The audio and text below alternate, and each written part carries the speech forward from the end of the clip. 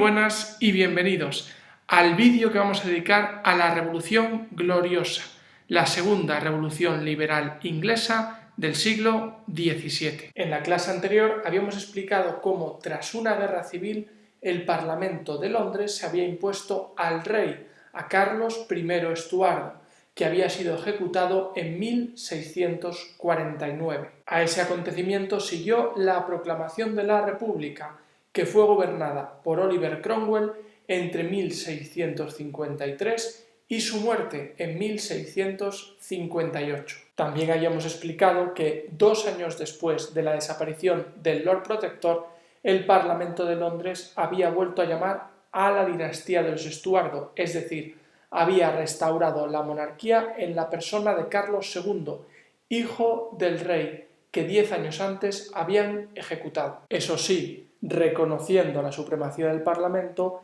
y la Declaración de Derechos que se había promulgado. Sin embargo, y aquí es donde empezamos la explicación de hoy, a la muerte de Carlos II Estuardo, que murió sin hijos, le sucedió su hermano Jacobo II. Poco a poco, este fue maquinando para volver a una monarquía absoluta. Como no podía ser de otra manera, el Parlamento reaccionó ante estas actividades del rey, al que además se le acusaba de intentar devolver el país a la religión católica. Ambos factores, el político y el religioso, llevaron a que las dos grandes facciones del Parlamento británico, los conservadores o Tories y los liberales o Reds, se pusieran de acuerdo para deponer al rey Jacobo II en el trono. En su lugar llamaron a reinar a su hija María, que pasaría a llamarse María II, y a su marido Guillermo d'Orange, que era estatúder de las Provincias Unidas. Si alguien tiene interés en saber lo que era el estatúder y cómo se gobernaban las Provincias Unidas, puede visitar alguno de los enlaces que están apareciendo aquí.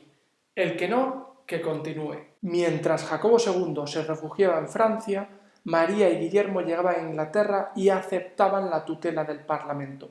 Además, en 1689, este mismo organismo, el Parlamento, aprobaba el Bill of Rights o Declaración de Derechos. Como ya sabéis que me gusta que le veáis las caras a los personajes de la historia, voy a ir poniendo aquí pues a los tres fundamentales de los que hemos hablado. En primer lugar, estáis viendo aparecer ya a Jacobo II, que es ese rey de Inglaterra que es depuesto con la Revolución Gloriosa. Y le va a suceder su hija María, que va a pasar a ser María II de Inglaterra, que está casada con el estatúder de los Países Bajos, Guillermo de Orange. Vamos a hacer aquí un pequeño paréntesis porque creo que merece la pena comentar algo que sucedió el otro día en clase, darle un poco de visibilidad, protagonismo, etc. Me estoy refiriendo a ese momento estelar en el que un alumno, ante la sorpresa por algo que se acaba de comentar en clase, emitió un sonido gutural que le salió de dentro, fundamentalmente vocálico, donde las consonantes iban siendo progresivamente marginadas.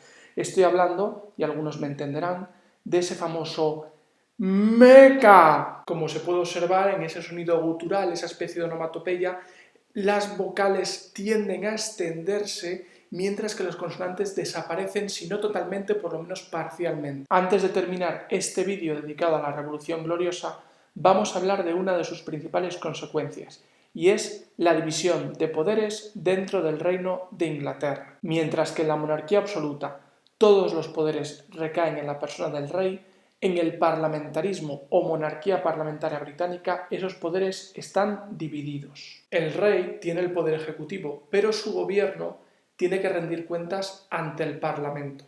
Sobre el Parlamento precisamente recae el poder legislativo y está dividido en dos cámaras, además, dos reuniones, por decirlo de alguna manera. Por un lado se reúnen los lores en la Cámara de los Lores y por otro los comunes en la Cámara de los Comunes. Por último, el poder judicial está en manos de jueces de carrera o jueces profesionales, personas que han estudiado para llegar a ser lo que acaban siendo, jueces.